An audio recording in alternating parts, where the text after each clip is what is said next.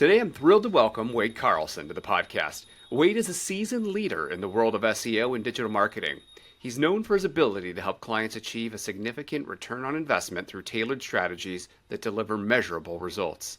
His expertise is in crafting successful campaigns and has made a substantial impact for a lot of attorneys in the U.S.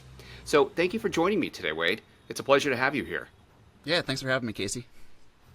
Of course, yeah. And today we're going to be diving into mastering a law firm SEO and strategies for growth and success. So you work with quite a few law firms right now. Is that correct?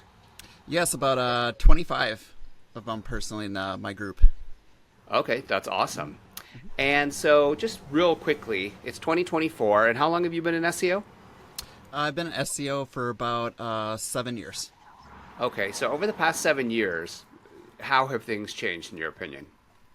Well, I mean, a lot. I think Google's gotten very, I hate to use the word picky, but with the algorithm and ranking content that's helpful for other people. So they're becoming very strict on who's writing it and what sort of authority they have would be a big one. Another big one, and this is more recently, is AI search results. And I know that Google's kind of peeled back away from that one a little bit, but when they were first testing it and rolling it out, we definitely did notice that was definitely making things a little bit challenging with the search. And what do you mean by challenging? So if you have a query, especially some of those informational keywords, like how much jail time can I do for shoplifting, let's just say, for example. So it might be a common question that people ask. What will happen is Google will generate their own featured snippet or their own result for you to look at, pushing everyone else down a couple positions, basically. So what we saw, maybe like a little bit less traffic. Got it. So as those AI overviews are coming out, you were seeing a little bit less traffic. And I know I talked to an attorney recently who was kind of curious about some of his ranking fluctuations, something that people tend to pay close attention to, which we'll talk about later. But do you think that's mostly due to AI or those overviews, or are there other factors at play? Definitely, that would be the main factor, would just be Google and the AI overviews for one of them. And then going back to Google getting more picky about or stricter about the ranking factors, I should say. There's something called Google experience, expertise, authority, and trust. So what they're looking for is those law firms with the experience and the trust in order to push those rankings up. Okay, got it. So a lot of different attorneys I speak with, they're involved in different types of marketing. And that could be anything from billboards to radio ads, could be SEO or paid. Kind of, how does SEO fit into the overall marketing for law firms? And is it still important in 2024? Absolutely. It's not going anywhere, first of all. There's traditional marketing, the traditional marketing that we know, or for me, not to date myself, but growing up, but it was those things like the signage. But when I kind of grew up in the marketing world, it was kind of just when digital ads became a thing and paid search. And those are all very important things. So I think that where SEO plays in, if you're hip on your SEO game, that is the way to show users that you are the expert. If you can rank on the top and you have a lot of digital authority, I would say. Okay. Yeah, so being at the top of the rank. So SEO is definitely important for that, because when you see, like, for example, when you're just doing a query, it's one thing if you see the ads. A lot of times if I'm just querying something and I see an ad, a lot of times I just skip right past through it, right? So we can't be successful just putting ads up. By showing that we do have ads up for our clients or for our law firm, and then also showing the rank, that's even more powerful. So SEO works together with those other channels. Okay. Yeah, that makes sense. And you had touched a little bit about ranking factors, and this is a question that probably comes up in a lot of your discussions, or at least I think it would. Like, what are the most important ranking factors? We saw this Google algorithm leak, we saw all this stuff going on, but what are you finding is making the biggest impact for your clients? So several of them. One big one for local is definitely your reviews. That's a huge one. And I know, like, the last time I checked, I think I read there was like 400 and something different ones, but there are some that are more important for others. So definitely having good Google reviews, right? That's a huge one. Site speed, your overall, the user experience. That's the one that gets, I think, overlooked a lot, because if you have a good user experience, that will send a good signal to Google. Because people are when they're on your site, if they're on desktop or if they're on mobile, they want to be able to like look at the site and they want to be able to easily navigate, right? So if a user is on there and they're clicking multiple pages, they're scrolling and they're doing all these things, that will send good signals over to Google. So it's more than just for SEO, like the keywords that are put on the website. It's about the functionality and user experience. Sure, yeah. And that makes a lot of sense. At the end of the day, if your website's slow, people are not going to wait for it to load. Like, we're too impatient these days. And I think over the years, too, I've seen products like Elementor we use, not to get technical or anything or too in the weeds, but that's an interactive thing that people can use to design their websites. And you can do it, but it's bulky and it slows down your website. And so the return on that might be Google might spend less time on your website crawling it, or people may not convert because it takes too long to load, right?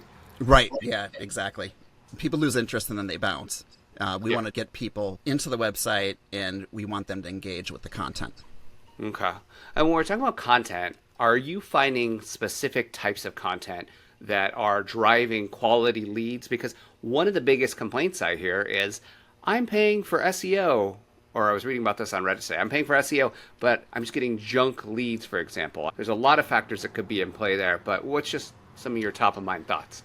I have some insight on that. If someone's saying that they're not getting quality leads, I think that would suggest that they have the incorrect content. Okay.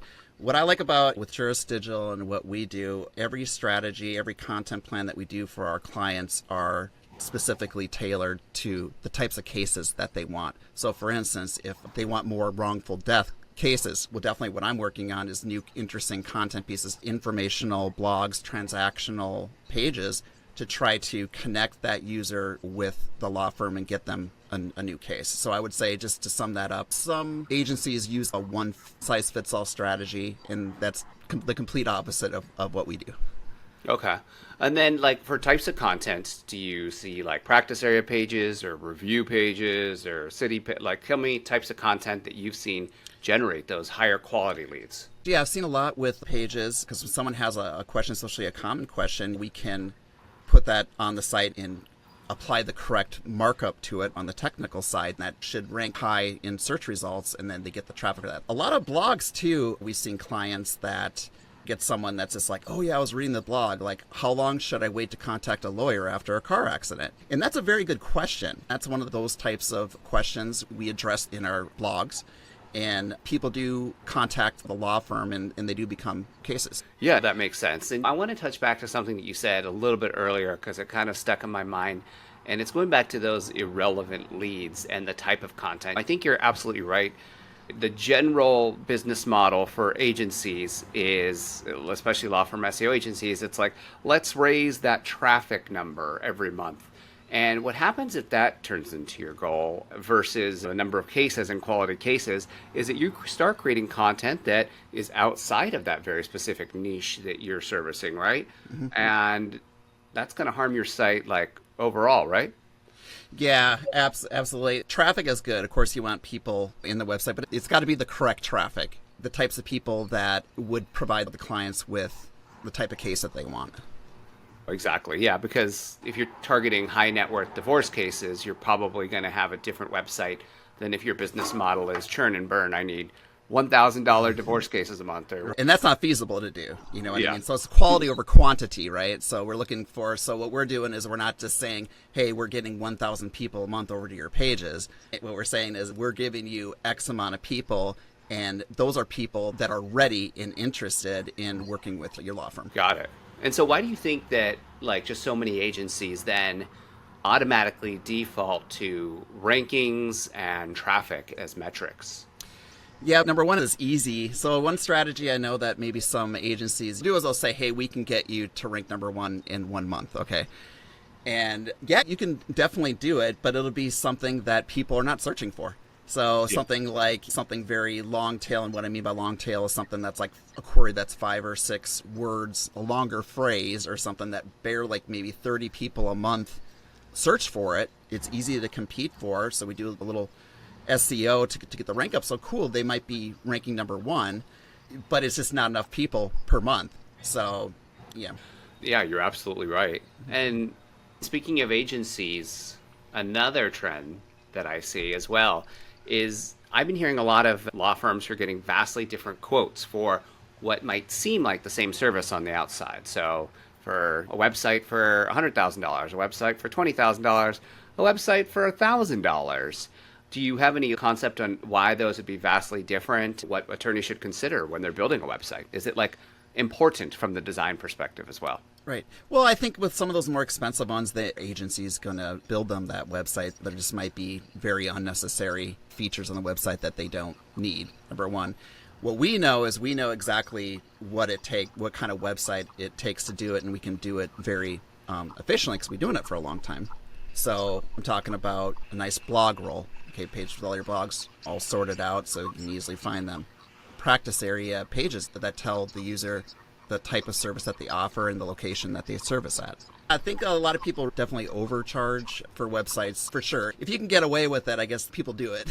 I think going back to what you said, it depends on their need too, right? Like if you are truly wanting to stand out like in a crowded market and really differentiate yourself and only take a few very high-end cases a month or a year, that would probably be a totally different marketing approach than it would be for a smaller firm. Absolutely. Because when you're a smaller firm, especially, like, I think it's very off-putting, for lack of a better word, if you say, okay, here's a new website, it's $15,000 or something like that. Mm-hmm. I think the important part is that I'd like you to touch on is something that I've seen, and that's when people have maybe decided, hey, I found this creative and I love what they do. And it's totally fine to use them for that, especially if you found a style that's going to resonate with your brand and you've checked all the boxes. But the problem I've seen, and I don't know if you've encountered it, but it's where they don't consult the SEO agency. And so they launch this new website without the consideration or work that's been put in. Do you have any background or horror stories on something like that? Absolutely. Yeah, that's the thing is, like, I think to find, first of all, qualities of a really good agency is somebody that can do it all, right? So an agency that has your SEO department working closely with the dev department so you can work together, right? But yes, I've had a couple of friends that had startup businesses and they hired some other XYZ company, okay? And then they go and then I look on the site and there's like literally like word count on each page is like 100 words. So very thin on content, number one. Focus on design, and design is a great thing, right? But for SEO, we need the text copy. We need content on the page to signal Google that we have things to say and they're important to people. Yeah. So definitely SEO is overlooked. Not a lot of people, the thing that's weird about SEO is like, and maybe the reason why I wanted to do it is because not a lot of people know what it is. Yeah. So I think if you do, it's kind of interesting and it gives you some sort of advantage. Like, hey, that's kind of a niche. Definitely. I guess you could go the other way though too, where you just have people that only know about SEO, and you obviously see those. You've come across websites that are over-optimized, right? Yes. Then on the complete polar opposite of that, you get the websites that have kind of a subpar design, let's just say, with a terrible user experience. It loads slow, but you got all the keywords on there. You know what I mean? So like you need more than one thing. There's a lot of different things happening, a lot of moving parts, let's just say. So you have the website design with the user experience, right? And easy navigation and so forth, right? And then you also have the SEO part of it, the keywords that you're putting, and they work together to help the website rank. Do you think you're shooting yourself in the foot if you're just focusing on like only SEO or only design? Yeah, absolutely. It's a happy medium, and it's hard to get it perfect. Think about it. So if you're a new attorney or something like that, just starting out, you just branched off on your own and you want to do, it's like, it can be a little overwhelming. It's like, well, I need all of these different things. So it is a balance, right? So number one thing is like, I think you have to know what you want to put on the website. And the good thing about us is we know with research and stuff, we can know what to put on their website and develop a content plan. You also have to have a pretty good idea of having some idea of what your brand is. But again, the two work together. Okay, got it. Let's talk about long-term SEO success. What does that look like? Is it something that you should just kind of like do one time, set it and forget it? Or what's your experience with that? So SEO definitely needs a lot of TLC. So eyes on the website and on the analytics on at least a monthly basis and readjusting your strategy. Because what happens is there's algorithm updates from Google, things happen, there's different shifts in the business. So it's part of it's like switching things up because, okay, you lost rank for some sort of some keyword. Okay, well, why did I lose it, and who's winning on that keyword? And then there's competitor analysis that goes into it, and then there's SEO adjustments, right? So you might be able to regain position for that keyword. But other than that, we're constantly measuring, we're constantly adapting. The clients themselves, the attorneys, they might have a shift in their business too, where maybe they don't want to do wrongful death cases anymore, or maybe they don't want those broken arm personal injury cases anymore. So then that's where we communicate with the client and understand what kind of cases are valuable to you. And that's always changing too. So when that changes, then we have to change our SEO strategy as well. Yeah, and I think that feedback is super important, like on whatever cadence you do it, weekly, monthly, quarterly, whatever. But to hear that, because otherwise you keep executing in a direction that doesn't align with the business objectives.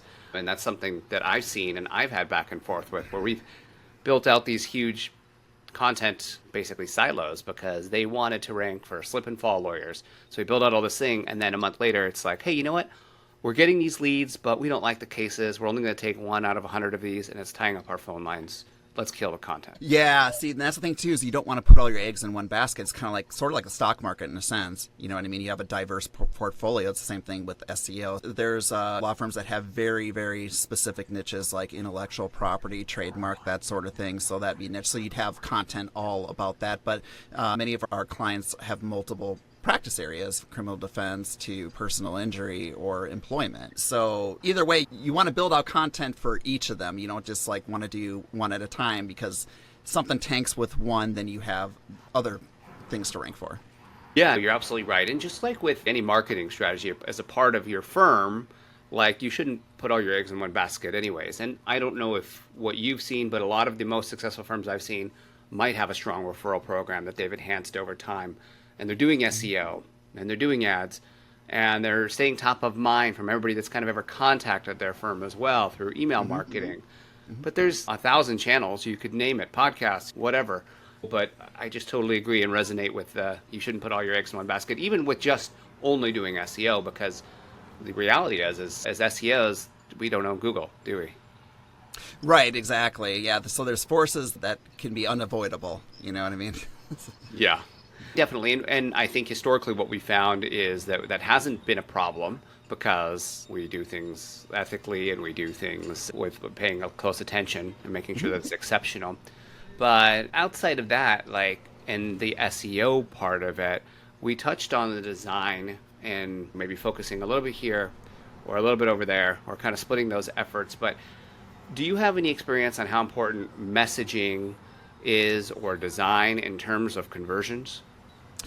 Yes. One of the things that we've noticed is people don't always take that next step. They visit the website, they scroll around a little bit, and they don't take that next step. And what we found out is people need to be comfortable, okay, and they need to be able to trust. So messaging, using that brand voice, like let's just say this XYZ law firm, they're all about personalization and care and great support. You're not treated like you're a case number. You're treated like a person. A lot of our clients have that philosophy because they're smaller boutique type law firms, right? And they want to have that kind of personalization with them. So yeah, I would say that the messaging is really going to make or break whether they're taking that next step in contacting or making that phone call to the attorney.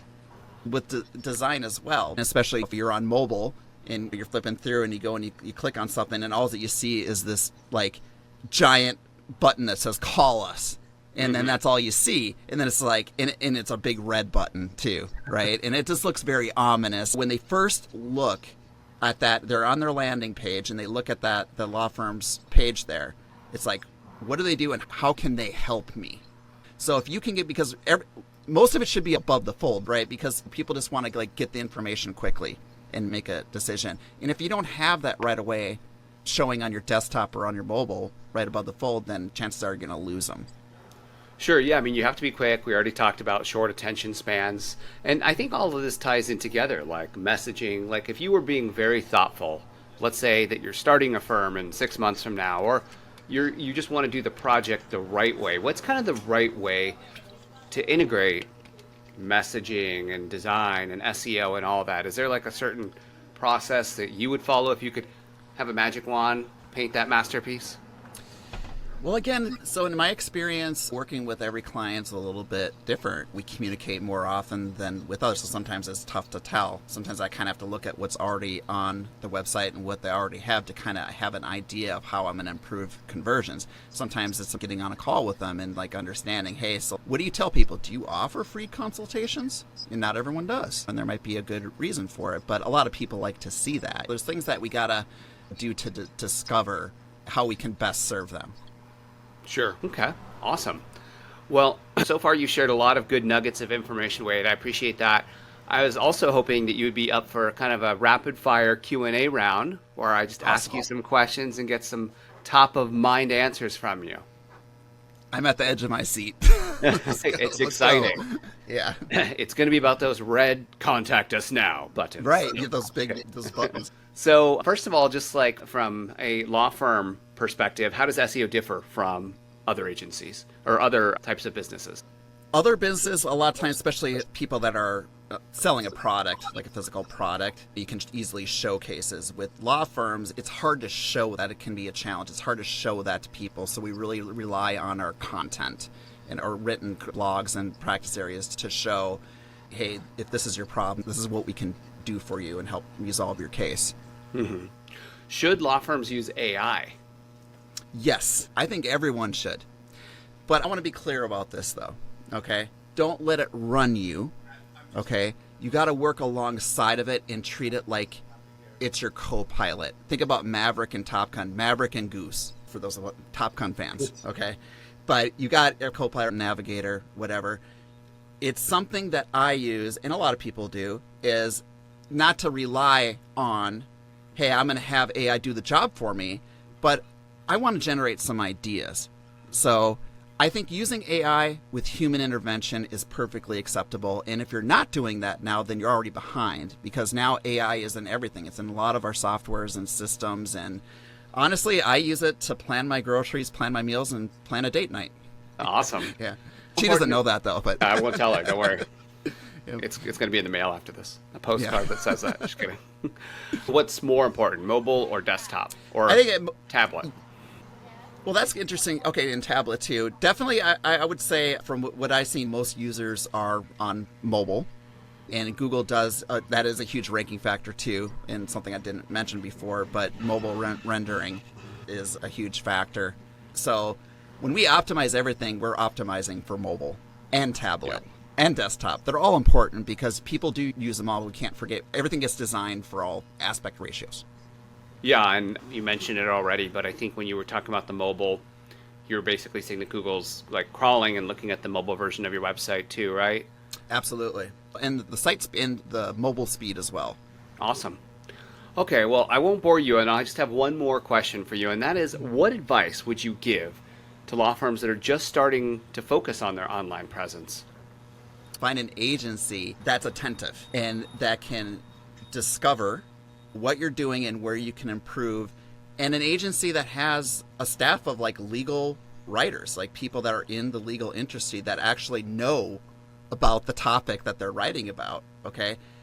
Don't look for an agency that's just going to go and just generate 20 blogs with AI, ChatGPT, okay? Work with an agency that's willing to sit and talk with you and open up conversation and discover new things, and work with an agency that doesn't just look at it like SEO and keywords, but you got to work with an agency that has a marketing hat in general and that can help tell your story. Okay, love it. Well, Wade, thank you so much for joining us today. You provided a lot of insightful information. And for those people that are interested in technical SEO or learning a little bit more about the nuts and bolts of it, I think there's some great information in here. If people want to find out more about you, what's the best way? Can we follow you or find you online? Oh, yeah. You can find me on LinkedIn. So LinkedIn would be /Wade-L-Carlson. Awesome. Yeah, we'll put that in the description as well. So again, thank you so much for joining me today, Wade. I appreciate it. And best of luck. Yeah, you too. Thanks a lot, Casey. Thanks for having me. That was fun. Thanks.